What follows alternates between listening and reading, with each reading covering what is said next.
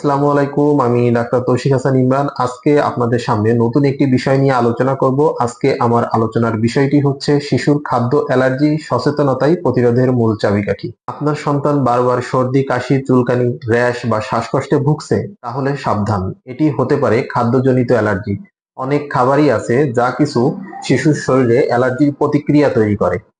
চলুন জেনে নেই কোন কোন খাবার সাধারণত অ্যালার্জি হতে পারে। মাংস জাতীয় খাবারের মধ্যে আমরা জানি গরুর মাংস, খাসির মাংস, হাঁসের মাংস।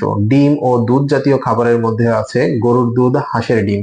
মাছের মধ্যে আছে ইলিশ মাছ, চিংড়ি মাছ, পুঁটি মাছ।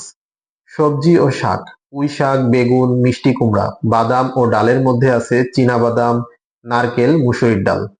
করণীয় কি? নতুন কোনো খাবার দেওয়ার পর যদি শিশুর শরীরে অস্বাভাবিক কোনো প্রতিক্রিয়া দেখা দেয়, যেমন চুলকানি, লালচে র্যাশ, পেট ব্যথা বা শ্বাসকষ্ট, তাহলে সেই খাবারটি এড়িয়ে চলুন। প্রয়োজনে শিশুকে নিয়ে চিকিৎসকের পরামর্শ নিন। মনে রাখবেন, প্রতিটি শিশুর দেহের প্রতিক্রিয়া আলাদা। তাই সতর্কতা ও সচেতনতাই শিশুকে অ্যালার্জির ঝুঁকি থেকে রক্ষা করতে পারে। সতর্ক থাকুন, সুস্থ থাকুন, শিশুর সুস্থ ভবিষ্যৎ গড়ুন আজ থেকেই। ধন্যবাদ, সবাই ভালো থাকবেন। আসসালামু আলাইকুম রহমতুল্লাহ।